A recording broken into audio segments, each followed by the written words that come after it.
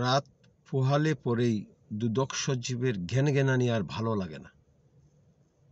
দুদক সচিব, দুদক চেয়ারম্যান, দুদক কমিশনার বৃন্দদের পদত্যাগ করা উচিত। সাবেক সরকারের আমলে তারা প্রভাবশালীদের চাপে প্রভাবিত হয়ে দুর্নীতির কাছে আত্মসমর্পণ করেছিলেন। তাদের মুখে ডায়লগ মানায় না। অনুসন্ধানের নামে দুদক এখনো সময় নষ্ট করতেছে। এভিডেন্স আছে মামলার, তারপরে অনুসন্ধান করতেছে দুদক। জাতির সঙ্গে তামসা করবেন না।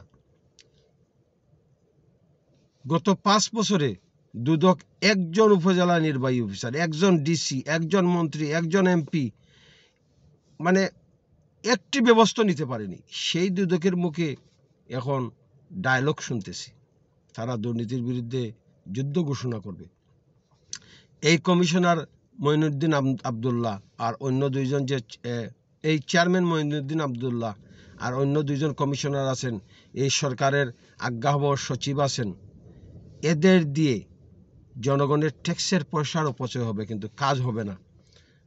আমরা চাই না বৈষম্য বিরোধী ছাত্র জনতার মার্চের মুখে আপনারা অপমানিত হয়ে পদত্যাগ করুন। আমরা এটা চাই না, কিন্তু আপনারা পদত্যাগ করুন। তা না হলে পরে জনগণ দুদক কার্যালয়ে প্রতি মার্চ করবে,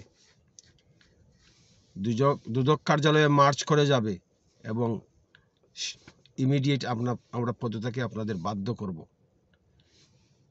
দুদক সচিব, দুদক চেয়ারম্যান, দুদক কমিশনার বৃন্দ তারা সংবিধান এবং আইনের নির্দেশনা অমান্য করে গত 5 বছরে একটি কাজও তারা করতে পারেননি। এই যে এমপি বাবু নারায়ণগঞ্জের 500 কোটি টাকা পাচার করেছে, অথচ দুদক একবার তার বিরুদ্ধে অনুসন্ধানে নেমেই থেমে গিয়েছিল। প্রতিটি জেলায় দুদক অফিস স্থাপন করতে হবে এবং দুদক সচিব, চেয়ারম্যান এবং কমিশনার বৃন্দদের আমরা 1 সপ্তাহের ভিতরে পদত্যাগ চাই।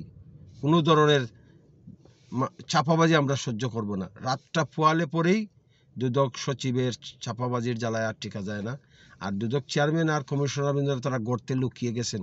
তারা জনগণের সামনে আসতে শরম পান, লজ্জা পান, কারণ গত কয়েক বছরে তাদের কর্মকাণ্ড তারা জাতি এদেরকে ঘৃণা ভরে স্মরণ করবে। এই দুদক সচিবকে, দুদক চেয়ারম্যানকে